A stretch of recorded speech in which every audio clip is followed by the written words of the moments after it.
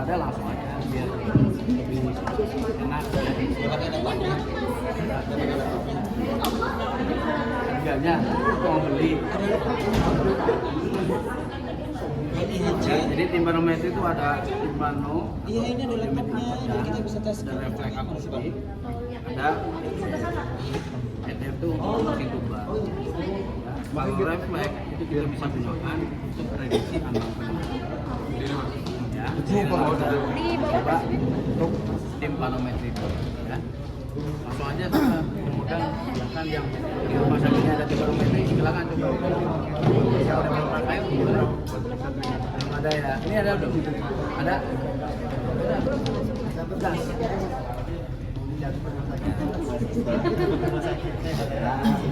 Oh ya. Kita perhatikan kalau ketika mau periksa timpanometri dengan mana dulu nih? Ini ya. Ini lab ini diganti. Dokter saya sih nggak mau. Itu. Nah, Lanjut timpano lagi langsung. jadi posisinya biar enak ya kalau begini Nah, ya. timpanometri. Maduknya ke sana nih. Jadi Nah, intinya untuk periksa kondisi telinga tengah ya. Jadi ditarik. Tapi khusus Kenapa? telinga Karena tengah telinga kan gimana? begini ya. Ini nggak Apalagi bisa anak-anak. kalau kondisinya Nah, ini benar masih kalau telinganya itu kan yang penting rapat aja.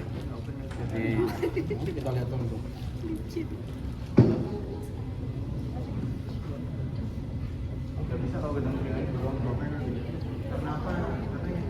Ya, jadi kalau keriting-keriting itu artinya dia gerak. Ya, jadi kalau keriting-keriting itu Perforasi juga. gerak ya. Jadi harus pas. Kalau misalkan dia nabrak, ya nggak mau dia. Gitu ya. Nggak mau ya.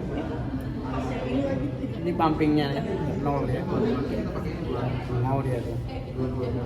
Ya, mau nabrak ya. Atau misalkan kalau dia kurang rapet, itu leaking. Jadi antara tekanan di luar sama tekanan di tengah itu udah seimbang.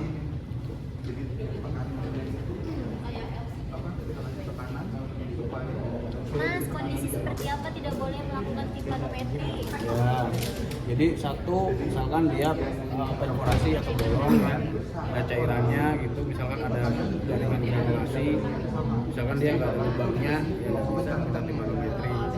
Ya, apalagi kalau pasien habis kecelakaan berdarah-darah, ya nggak bisa. Ya, karena timpanometri cara kerjanya ini nanti dikasih stimulus nih, dia melalui liang telinga masuk, dia menabrak gedang telinga lalu dibantulkan. Kalau gedang telinga nggak ada bablas. Kita lihatnya dari mana, volume lebih dari 2, kemarin udah dibantu. Kalau volumenya di atas 2 nih, volume ini di atas 2, kecurigaan bolong, curiganya bolong. Kalau misalkan dia perforasinya atik kecil di pinggir, bisa dia muncul gunungnya. Tapi kita lihat volumenya. Tapi kalau udah total flat, ya. Coba nih. Nah, kalau dia batu, nanti hasilnya nggak kayak gunung. Kondisinya dia batuk nih, hasilnya nggak kayak gunung, flat. Tapi kalau misalkan dia batuk tapi tidak ada gangguan telinga tengah, ya kayak gunung. Kita lihat di pressure-nya. Ya, yang terpenting nanti ketika melakukan pemeriksaan timpanometri, kalian lihat satu volumenya. Kalau volumenya di bawah normal, ya, kalau misalkan orang dewasa tuh di bawah 0,4, itu kemungkinan besar nabrak. Ya, coba nih ya. Mas, kalau pasiennya ada cupnya, boleh nggak dilakukan Ya, kalau ada cupnya nggak bisa. Cup itu artinya tuh kalau cup itu kayak selang kecil, jadi gromet. Ada grometnya ya? Ya, kalau ada grometnya nggak bisa gitu, karena dia bolong. Ingat kerja timpanometri, nggak bisa dia gantung. Biasanya itu harus nunggu Dikasih kapas, tampon ya. Ada lagi? Serius ya? Kita sering menemukan itu. Boleh, apalagi dengan kasus-kasus baru trauma ya. Kita lihat pressure-nya gitu. Iya, karena kan berhubungan dengan tekanan kalau trauma. Jadi kalau trauma nih, misalkan kita naik buruk ya, itu terlalu tinggi ya. Jadi tekanannya kan negatif banget dari atas ya. Kalau kita naik buruk nggak kuat, itu hanya nabi kita. Jadi Jadi baru trauma dulu. Kita lihat pressure dulu. Ada lagi? Mau nanya, bisa nggak kalau misalnya nih semuanya normal, compliance-nya normal, tapi volumenya itu di bawah 0,4. Oke, tidak Penyebabnya mungkin. apa? Jadi kalau misalkan volume di bawah 0,4, bawahnya NRNL tidak akan terekam. Tapi kalau volumenya 0,4 tapi bawahnya ada muncul angka, harus dikalibrasi. Bisa nggak kalau misalnya penyebab volume yang di sini air kanal volumenya itu di bawah Nah, 0,4? bisa, misalkan dia nabrak. Ya. Kalau nabrak itu volumenya di bawah.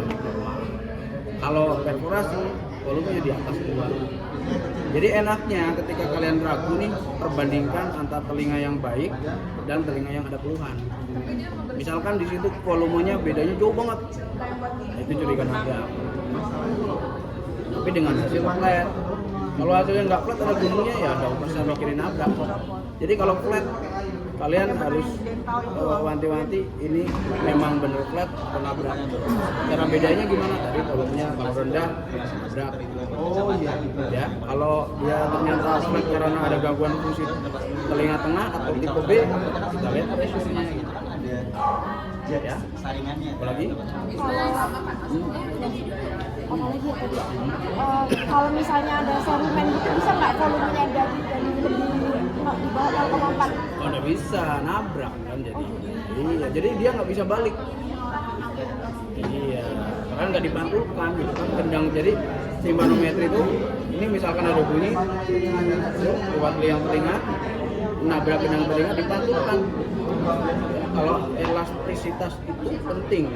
Mengapa kalau si manometer itu ada tipe AD, puncaknya komplainya tinggi karena elastisitas membran temaninya nggak. Atau misalkan dia telinganya itu ada cembung gitu, gendang telinga, cembung gitu. Lalu elastisitasnya jadi kurang bagus, jadi komplainya tinggi. Apalagi? Mas, high frekuensi timpano itu dipakai untuk berapa? Oke, jadi high frekuensi kita pakai ketika anak itu usia 6 bulan ke atas. Karena kalau misalkan kita pakai anak 6 bulan ke bawah itu high frekuensi. Ya, kita gunakan pada bayi. Karena kalau kita gunakan 226 itu kalau ada gangguan telinga tengah itu nggak kedetek. Direkomendasikan untuk high frek itu kita gunakan pada anak atau bayi usia 6 bulan ke bawah. Kalau 6 bulan ke atas pakai 226 lebih sering. Ada lagi? Oke, kalau misalkan high frekuensi itu kita cuma lihat ada puncak atau enggak. High frekuensi gitu ada puncaknya 3 tuh, ada 2. Kalau ada puncaknya bagus. Kalau nggak ada puncaknya berarti gangguan. Jadi kalau high frek itu nggak ada tipe A, tipe B, tipe C, tipe A, itu ada. Tapi kalau 226 orang dewasa itu ada tipenya. Tipenya dari mana? Dari hormon, compliance, pressure, atau gradient. Jadi parameter 4 ini yang kita gunakan untuk menentukan tipe, bukan dari grafiknya. Kadang grafiknya muncul tipe A. Tentu gitu. Kita lihat compliance-nya berapa, pressure-nya berapa, gradientnya berapa. Untuk kayak 1000 setting. Kenapa? 1000. Oh iya, kita pilih di sini. Kebetulan kalau ini 226 nih punya. Ini 226 ini kontra ini. Ya, jadi ketika kalian mau periksa anak-anak di bawah 6 bulan, pastikan bahwa kalian setup dengan high. Kalau yang orang dewasa nih kayak ini dia nih 25 tahun ya, itu kita bisa pakai yang 226. Ada lagi? Cukup? Ada. Nah kalau misalnya nih hasilnya itu AS, apakah kalau hasilnya AS itu pasti ada gangguan di membran tipaninya atau emang AS itu bisa jadi karena normal aja gitu, normalnya gitu. Jadi gini, dalam penilaian parameter manometer itu ada 4. Kalau AS kita lihat dari compliance. Kalau compliance rendah, semuanya bagus, kemungkinan besar AS. Biasanya itu di bawah 0,3. Tapi belum tentu compliance itu berkaitan dengan elastisitas contoh membran Tiffany. Pentingnya refleks itu. Jadi timpanometri paling baik itu diduetkan dengan refleks akustik. Gitu. Kenapa? Ketika kita mendapatkan gambaran seperti itu nih, ya AS-nya komplainya rendah, AS nih berarti ada kelainan di tulang-tulang pendengaran kan gitu. Ada pengapuran kan, kan. Tapi refleksnya positif. Berarti ini masalahnya di gelas membran Tiffany-nya gitu. Mungkin membran Tiffany-nya tebal sebelah, jadi kurang bagus baliknya. Makanya timpanometri harus dibarengi dengan refleks akustik. Jadi lebih hidup, lebih bermakna. Ya. Kalau misalnya hasilnya AS, terus audiometri nada murninya normal bisa nggak Mas? Bisa. Bisa. Belum tentu AS itu ada gangguan di telinga tengah, di tulang-tulang pendengaran, belum tentu lah, itu yang saya katakan. Timpanometri AS, tapi kok audiometrinya normal, nggak ada konduksi, bisa aja. Berarti kan komplainnya itu rendah karena dipengaruhi mobilitas Membran Tiffany. membran Tiffany, bukan dari tulang stapesnya gitu. Harusnya kalau AS, benar-benar AS, ada masalah di tulang stapesnya pengapuran, audiometrinya konduktif. Ya, kalau misalkan ternyata refleksnya positif, ya berarti bukan AS, kita bilangnya A. Karena beberapa kasus kalau atosclerosis belum tentu AS, ternyata A bisa. Membedakannya di mana? Refleks. Logikanya abang dengar misalkan konduktif 40 ya, logikanya kan harusnya dapat dong refleksnya. Karena kan refleks harus di bawah 75 muncul ya. Logikanya seperti itu. Ternyata refleksnya nggak muncul, jadi ada sesuatu gitu di telinga tengahnya. Ya, ada lagi? Kalau ada, silakan. Siapa mau mencoba? Boleh. Apa-apa, nggak usah ragu-ragu nih, coba nih. Apa? Yang namanya belajar mah nggak apa-apa. Ini kan telinga yang kanan ya, kayaknya kanan ya. Ini telinga kanan ya. Ini.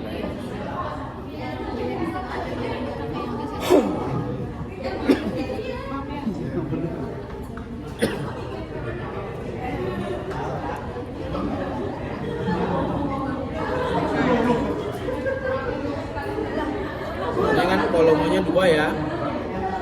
Belum ya. Ini volumenya 2. Tapi dia nggak ada perforasi. Berarti ini alat perlu kalibrasi. Ya. Jadi caranya begitu. Ketika kalian mencoba pada telinga yang normal, ternyata terjadi masalah pada ini. Misalkan orang ini tendang telinganya kita, nggak ada keluhan, ya volumenya kok 2, alat perlu kalibrasi. Nah, itulah gunanya kalian sebelum melakukan pemeriksaan ke pasien, biasa lakukan audit. Syaratnya ya itu harus bagus gitu.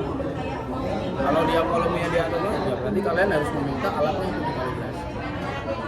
Ya, oke, kamu lagi mau coba? Kalau yang tugas yang mengkalibrasi alat itu bukan kita kan? Bukan.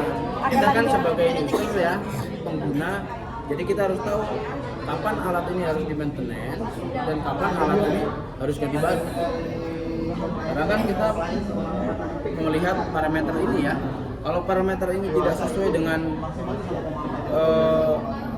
normalnya, ya kalian harus pasrahkan ini ke IT atau ke yang tugas maintenance. Bahwa alat ini harus di maintenance. Ya. Makanya perlunya dicek setiap pagi seperti itu. Ya, dan kalian pastikan di prof itu tidak ada sumbatan. Makanya kalau pasiennya itu serumennya ini ya bersih dulu.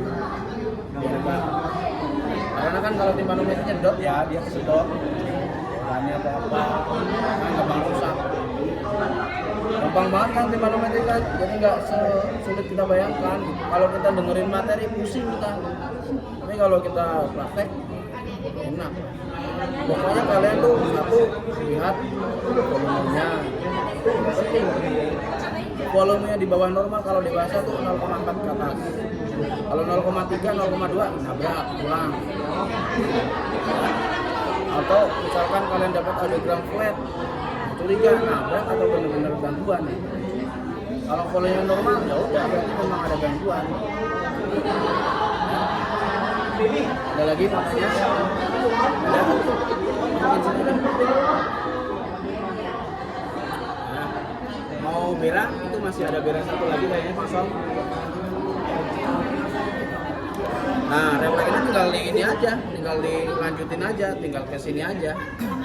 Ya sama aja, tinggal dipasang gini aja. Coba Mas. Mau coba? Ya. Mau coba? Sini, belum refleks nih. Ini nyoba refleks. Ya coba aja.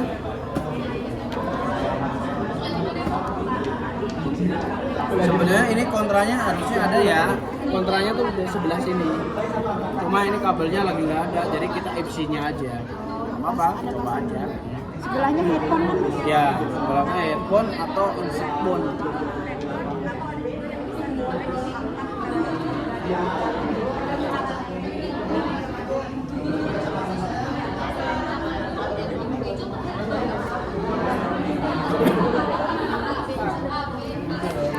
Kalau ini bisa di print ya Mas? Bisa, ini bisa diprint. Tapi nggak tahu dari tekniknya. Belum pas nanti itu masih kira-kira belum pas. Cuman masih dilihat juga Belum pas nih masih. gradiennya dia kurang dari Dia jalan. Kalau pas dia jalan, ini tekanannya masih 0,00. jadi yang kita perlu perhatiin juga ada namanya gradien.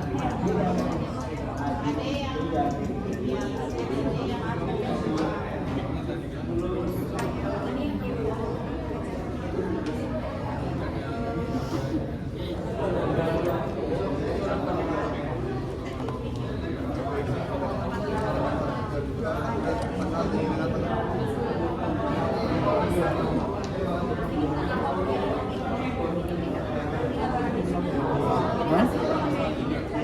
Nggak mau ya? Coba sini.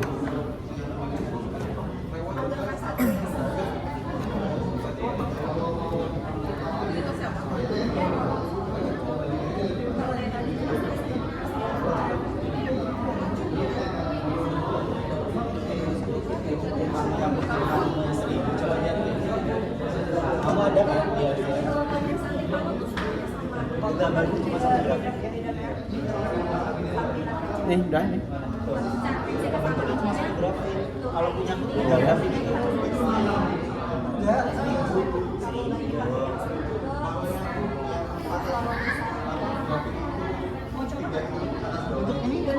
Nih, coba sebelahnya.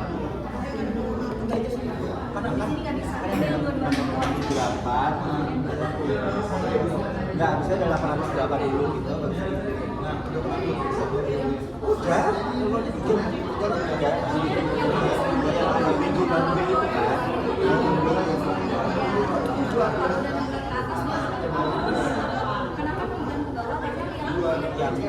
itu apa? Coba yang bisa soalnya kalau aku udah terlalu tiga berapa gitu.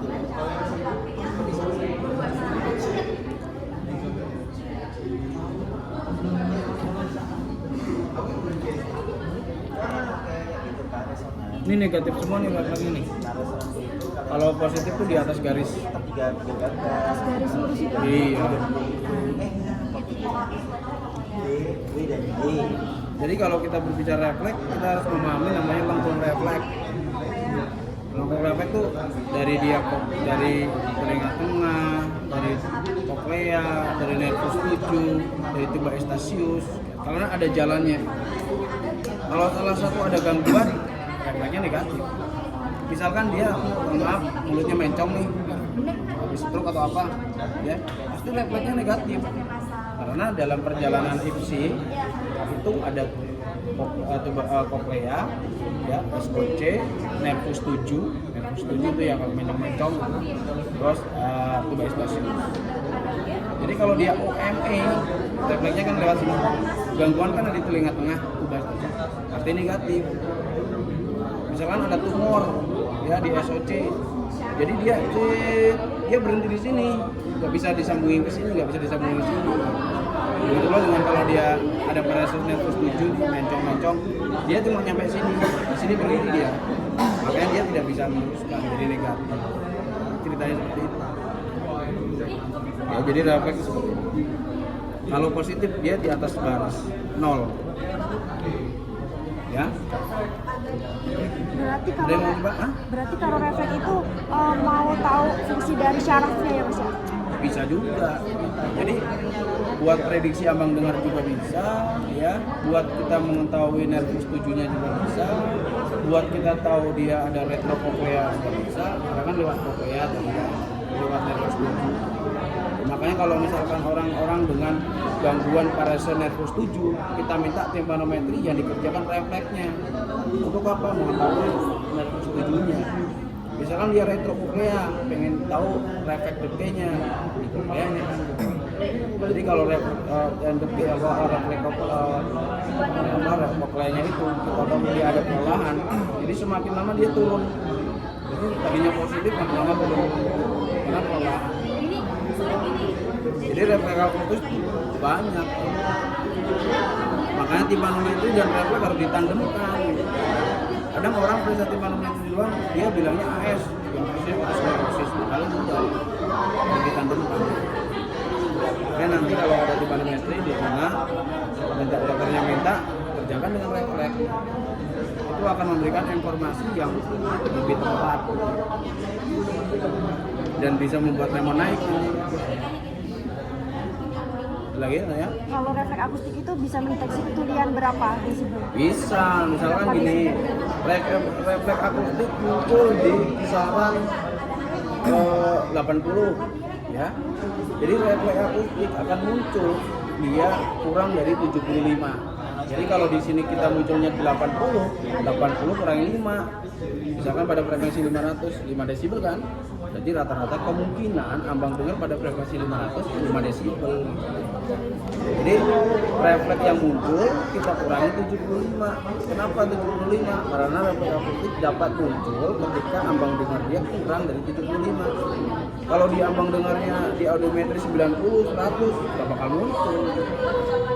Karena udah lebih dari 75. Nah, itulah kenapa refleks akustik bisa membuat perkiraan ambang dengar.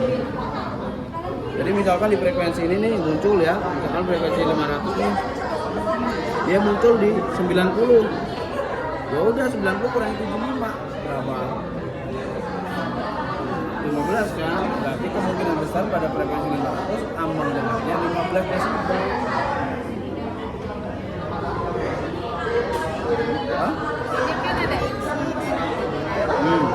Sama, beda jalur aja gitu. Sama aja. Alatnya. Jadi kalau kontra kita pakai headphone sampingnya gitu. Namanya juga kontra sebelahnya. Jadi ada jalurnya. Kalau fungsi jalurnya itu dia tuh muter begini. Kalau kontra itu begini. Kalau kontra itu kita buat melakukan deteksi pada kasus-kasus tumor, CPA. Jadi fungsinya bisa positif, kontranya bisa negatif. Padahal ambang dengar 40. Logikanya kan kalau 40 ambang dengarnya harusnya refleksnya muncul dong, karena kurang dari 75. Karena berhubung ada gangguan di SOC-nya gara-gara ada tumornya jadi negatif. Jadi yang harus dipahami ya untuk refleks. Ayo. Mengabaikan yang situ. Alatnya sih nggak mahal sih ya, tapi harganya sekitar 50 juta. Audiometri ya. Harusnya sih kalau ada audiometri harus ada di mana. Misal di sini ada. Kalau di dia ada puncaknya. tahu ya ada benar. Berarti 100. Berarti Kalau ini ya ininya ambang dengarnya juga beda. gampang kan tympanometri ya, nggak ada yang mau tanya ya. Kalau mau kira, silakan. Masalah itu. Iya, berarti masalah. Bisa Ada yang jadi. nganggur tadi? Enggak, bisa jadi di jalan jalurnya tuh ada yang masalah. Memang Harusnya tympano ya. ambang dengar bisa normal, Karena kan tapi kalau audiometri jalurnya paling nggak berarti pakai ada dalam. masalah. Kalau tympanometri nggak pakai dalam. Kalau kita berdasarkan sosiologi pengalaman dari luar, tengah, dalam. Semuanya negatif, nggak ada puncak. Jadi harus kita pastikan dulu nih kalau kita mau ke telinga bagian dalam, ya telinga tengah kita pastikan aman. Kalau aman nggak perlu. Kayak pencet gitu loh. Kalau memang audiometrinya seseringnya oral nih, berarti manometri udah. Tapi nggak tahu deh. Ada lagi?